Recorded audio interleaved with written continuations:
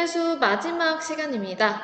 우리가 6단원 들어와서 첫 소단원으로 경우의 수를 배워봤는데요. 경우의 수는 여러분들이 이제 중학교 2학년 때 배웠었던 확률에서 두 사건 A, B가 주어졌을 때 A 또는 B가 일어날 경우의 수, 그리고 A, B가 동시에 일어나는 경우의 수를 했던 거를 우리가 고등학교에 와서 법칙이라는 이름을 붙여서 한번 다시 정리를 했고요. 중학교 때보다는 조금 더 복잡한 문제 상황에서 이 법칙을 적용해서 문제를 해결해 봤습니다.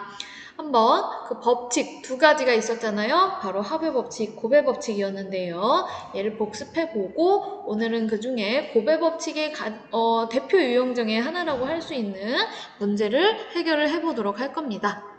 자, 복습을 하기에 앞서서 합의 법칙이든 고배 법칙이든 중요한 게 뭐냐면요. 여러분들이 언제, 어떤 경우의 수를 구할 때 어떠한 법칙을 써야 되는지 판단하시는 게 중요해요.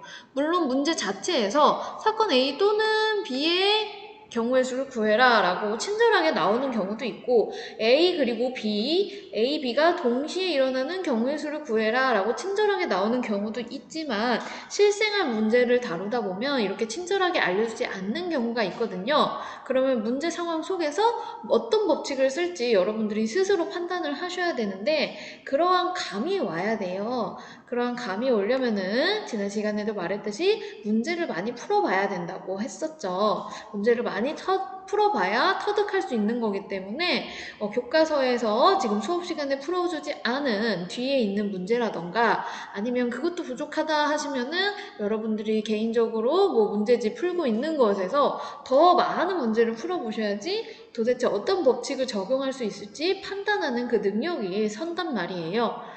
그래서 그거를 열심히 여러 가지 문제를 풀어서 이 방법을 터득하기를 추천드리고요. 일단 한번 복습은 해볼게요. 우리가 배운 거 두 가지 법칙이 있습니다. 합의 법칙과 고배 법칙이고요. 일단 합의 법칙은 언제 써야 되냐? 두 사건이 동시에 일어날 수가 없을 때 쓸 수 있고요. 그리고 사건 A 또는 사건 B를 일어나는 경우의 수, 두 사건 중에 둘 중 하나가 일어나는 경우의 수를 구할 때 각각 따로따로 경우의 수를 구한 다음에 최종적으로 더하는 게 바로 합의 법칙이다라는 것이었습니다. 반면에 고배 법칙은 언제 쓰냐? 고배 법칙은 두 사건이 동시에 일어나는 경우의 수를 구할 때 사용했었죠. 여기서 말하는 동시에라는 건 정말 같은 시간 1분 1초도 차이 나지 않고 일어나야 되냐? 그건 아니라고 했어요. 여기서 말하는 동시에는 어쨌든 연달아서라도 아니면은 사건 A랑 B가 언젠간 최종적으로는 둘 다 일어나긴 해야 된다면 그때 사용하는 거예요. 그래서 숨겨진 의미가 그때 말했듯이 사건 A의 원소에 대해서 어떤 B의 원소가 짝지어질 때 같이 생길 수밖에 없을 때 그런 의미가 드러날 때 우리는 경우의 수를 각각 따로따로 경우의 수를 마찬가지로 구해준 다음에 곱해서 구해주면 된다라는 게 바로 고배 법칙이었습니다. 그러면 합의 법칙과 고배 법칙이 다시 복습이 되셨다면은 고배 법칙을 사용하는 대표적인 어떤 문제 유형이라고 볼 수 있는 문제를 하나 풀어볼 거예요. 바로 교과서 258쪽에 있는 예제 2번입니다. 예제 2번 한번 같이 풀어볼게요. 일단 문제 자체만 보시면요. 굉장히 간단해요. 심플하죠? 72의 약수의 개수를 구하라고 했네요.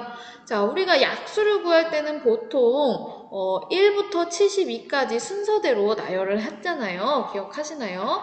일단 도움이 되려면은 72를 소인수분해 해두면 더 도움이 되겠죠. 72부터 한번 소인수분해를 해볼게요. 가장 작은 2로부터 해보겠습니다. 그럼 36이고요. 또 2로 하면 18, 그 다음에 2로 하면 9, 그 다음에 2로는 안 되니까 3 해야겠네요. 즉 얻을 수 있는 게 72를 소인수 분해하면 2의 세제곱 곱하기 3의 제곱이구나 까지 얻을 수 있겠네요. 우리가 원하는 건 72의 약수의 개수를 원하기 때문에 72의 약수를 한번 구해볼 건데요. 72의 약수 한번 구해볼게요. 일단은 제일 작은 1이랑 그 다음에 72를 곱하면은 72가 되고, 그 다음에 2랑 36이죠? 2랑 36 곱하면은 또 72가 되고, 3이랑 12 곱해도 72가 되고요. 4도 되겠네요. 왜냐면 2의 세제곱을 약수로 갖고 있기 때문에 4 곱하기 8인가요? 8. 그쵸? 18. 그 다음에 올 수 있는 게 6이 있겠네요. 6 곱하기 12 될 거고요. 그 다음에 또 올 수 있는 게 9 되죠. 9. 9 곱하기 9 곱하기 8이니까 순서 바꿔서 쓸게요. 8 곱하기 9. 이 외에는 이제 없겠네요. 자, 그러면 이제 총 세면 되니까 총 몇 개죠? 하나, 둘, 셋, 넷, 다, 일곱, 여덟, 아홉, 열하나, 열둘. 아, 약수의 개수는 총 12개구나. 이렇게 구해주시면 돼요. 지금은 72의 약수의 개수가 어느 정도 직접 셀 수 있는 거기 때문에 이렇게 맞췄지만 이제 72가 아니라 세 자릿수가 넘어가는 수가 나오면은 조금 골치가 아파질 수가 있거든요. 이렇게 일일이 셀 수가 없단 말이에요. 그럼 도대체 어떻게 세야 되냐? 라고 이제 조금 더 빨리 유용하게 세기 위해서 우리가 법칙 중에 하나를 이용해서 경우의 수를 구해봐야겠구나 라는 생각을 한 거예요. 어떤 법칙을 쓰면 될까? 일단은 약수라는 애를 구하는 게 우리의 목표이기 때문에 약수가 어떻게 이루어져 있는지 한번 봐볼게요. 일단 1은 그냥 1인 거고 2는 2고 3도 3이지만 자 4부터는요 4는 2의 제곱이고요 6은요 2 곱하기 3 8은요 2의 세제곱 9는 3의 제곱 12는 2의 제곱 곱하기 3 그쵸? 그 다음 18은 2 곱하기 3의 제곱입니다. 그 다음에 여기 지금 뭐 잘못 썼죠? 이게 3이랑 곱해서 72가 돼야 되니까 여기가 12가 아니라 24겠네요. 24. 그래서 24 같은 경우에는 83, 24니까 2의 세제곱 곱하기 3. 그 다음에 36은요, 6 곱하기 6이니까 2의 제곱 곱하기 3의 제곱. 마지막으로 72는 2의 세제곱 곱하기 3의 제곱입니다. 지금 보시면 알겠지만 약수가 바로 72의 약수가 어떤 식으로 생겼냐면요. 소인수분해를 다 해봤더니 결국에 이것과 비슷하게 생겼는데 여기 있는 이 조그만한 우리가 거듭 제곱할 때 이 거듭 제곱 부분이 더 작아질 수는 있어요. 그렇죠? 2의 제곱이나 3의 1제곱처럼 더 작아질 수는 있지만 최대 2의 세제곱 곱하기 3의 제곱보다 위에 있는 이 조그마한 숫자, 거듭 제곱되는 이 숫자는 작게 형성이 되어 있단 말이에요. 전혀 생뚱맞은 갑자기 7을 곱하거나 그런 경우가 없어요. 전부 다 2랑 3을 소인수로 갖고 있고 물론 제일 가장 큰 우리의 목표인 72인 2의 세제곱 곱하기 3의 제곱보다는 작은 숫자로 형성이 되어 있다고요. 즉 약수가 생긴 형태를 보니까 2의 어떤 a제곱 곱하기 3의 b제곱 형태로 되어 있고요. 여기서 a 자리에 올 수 있는 거는 보니까 a 자리에 올 수 있는 거는 더 작은 애들이 오고 있죠. 더 작은 애들. 예를 들어서 3보다는 작아야 되죠. 2의 3보다. 그 다음에 b 자리에 올 수 있는 것도 b자리는 2보다 작은 숫자가 형성이 되어 있다고요. 물론 1도 있죠. 1도 있고 2도 있고 3도 있으니까. 자, 그래서 결국에는 2의 거듭제곱과 3의 거듭제곱을 곱한 형태로 되어 있구나가 정리가 될 수 있을 거고요. 자, 이거를 한번 표로 나타내 보면은 어떻게 나타낼 수 있냐면요. 이런 식으로 나타낼 수가 있을 것 같아요. 어쨌든 두 가지를 곱한 형태로 되어 있구나로 정리를 할 수가 있고 결국에는 이제 1, 2, 3도 약수로 나와야 하기 때문에 요쪽 이렇게 행에다가는 3의 약수들을 한번 써볼게요. 물론 최대는 3의 제곱까지밖에 안 가고요. 즉 3이랑 3의 제곱까지 쓰는데 1도 있어야겠어요. 왜냐면은 2, 1도 약수로 나와야 하기 때문에. 그 다음에 왼쪽 열에다가는 2의 약수를 써줄 건데 물론 최대는 2의 세제곱까지밖에 안 되겠죠. 2의 세제곱, 2의 제곱, 2의 1제곱, 그 다음에 1도 써줘야지 우리가 두 개를 곱했을 때 약수 형태가 두 개의 숫자를 곱한 형태로 돼 있으니까 행과 열을 곱했을 때 72의 약수가 나올 수가 있겠죠. 그래서 1이 와야 되는 이유는 약수 중에 이제 1, 2, 3이 있기 때문이에요. 그러면은 행과 열이 만나는 부분에 두 개를 곱해준 애를 써준다고 하면 1, 3, 3의 제곱 이렇게 될 거고요. 두 번째는 2, 그 다음에 2 곱하기 3, 그 다음에 2 곱하기 3의 제곱 이런 식으로 되겠죠. 2의 제곱, 그 다음에 2의 제곱 곱하기 3, 2의 제곱 곱하기 3의 제곱. 지금 칸을 채워가고 있는 것들이 전부 다 우리가 위에서 썼었던 72의 약수라는 거예요. 72의 약수. 그래서 최종적으로 맨 끝에 바로 72가 나오게 되겠죠.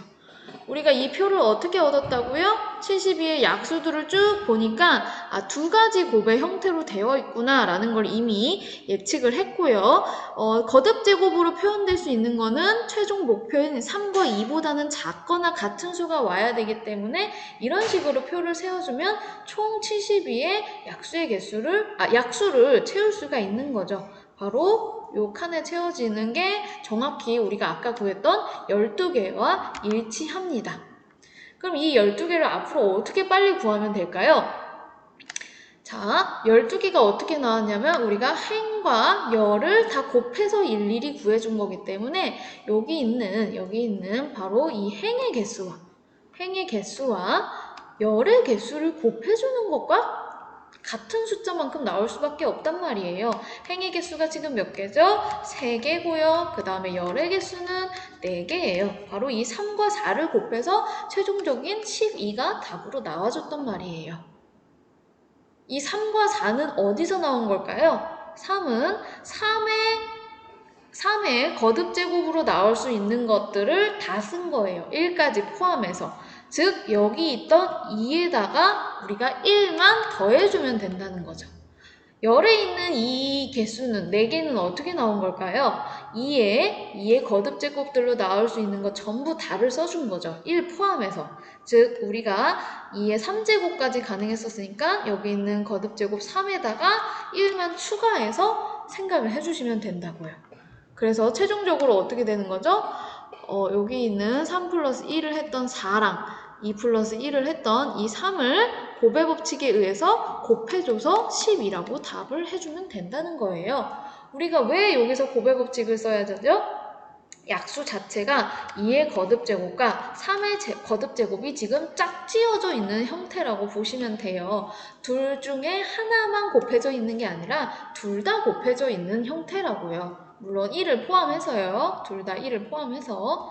그렇기 때문에 여기서는 곱의 법칙을 써야 하는 것이고 곱의 법칙을 어떻게 쓰면 된다? 우리가 원하는 숫자를 소인수분해 했을 때 거기 거듭제곱에 들어가는 숫자들에 각각 1씩 더해서 곱해주면 되는구나 라고 정리를 할 수가 있겠습니다. 그래서 우리가 이 문제로부터 조금 일반화할 수 있는 사실이 있는데요. 그것은 무엇이냐? 지금은 72를 소인수분해 해보니까 크게 2와 3의 거듭제곱꼴로 되어 있는데요. 3가지, 4가지 더 이상의 거듭제곱꼴로 표현될 수도 있단 말이에요. 즉 예를 들어서 어떤 숫자를 소인수분해를 했더니 x의 a제곱, 그 다음에 y의 b제곱, 그 다음에 z의 c제곱 꼴로 소인수분해가 됐다고 가정을 해볼게요. 물론 이제 3가지의 숫자뿐만 아니라 더 많아질 수도 있는데 일반화 해보겠습니다. 이런 소인수분해되는 자연수에 지금 물어본 게 약수의 개수잖아요. 약수의 개수. 약수의 개수를 이제부터 찾으려면은 일일이 다 구하지 말고 이 표도 그릴 필요 없고 어떻게 하면 된다고요? 여기 있는 거듭제곱 위에 올라가는 숫자들 있죠? 거기에 바로 1씩 더해서 뭘 해준다? 곱의 법칙을 사용해서 곱해주면 된다라는 겁니다. 이렇게 구하면 된다라는 거예요. 그 이유는 왜다? 지금까지 설명을 했어요. 72라는 숫자를 통해서 우리가 약수는 어떻게 생기나 봤더니 이제 소인수분해 했을 때 형태를 그대로 유지하면서 위에 거듭제곱되는 숫자만 더 작아지는 건데 그게 결국에 표로 나타내 보니까 거듭제곱으로 올라가는 그 숫자에 1씩 더해서 곱해주면 되는구나. 곱해 법칙을 사용하면 되는구나 라고 정리가 된다는 사실입니다. 이해가 가셨나요? 자, 그럼 이게 이해가 됐으면은요, 한번 여러분들이 직접 이 일반화된 이 법칙을 사용해서, 곱의 법칙을 사용해서 문제 5번을 해결해 보도록 할게요. 잠깐 영상 멈추시고 직접 풀어보세요. 네, 문제 5번 한번 같이 풀어보겠습니다. 방금 전에 내용이 이해가 갔다면 이제 굉장히 쉽게 우리는 소인수분해만 하면 약수의 개수를 금방 구해줄 수가 있는 거예요. 56 소인수분해 해볼까요? 2부터 시작할게요. 2, 8이죠? 28. 그 다음에 또 2로 나누면 14. 그 다음에 2로 나누면 7. 더 이상 인수분해가 되지 않네요. 즉 56은 뭐다? 2의 세제곱 곱하기 7 형태이고 우리가 7이라고 썼지만 위에 뭐가 생략되어 있는 거죠? 1이라는 숫자가 생략이 되어 있는 거죠. 그러면 이제 어떻게 하면 된다? 위에 거듭제곱되어 있는 3과 1에다가 플러스 1씩을 하는 거예요. 그래서 곱의 법칙을 사용해서 3 플러스 1과 7 플러스 1을 곱해주면 된다고요. 즉 4, 8에 32가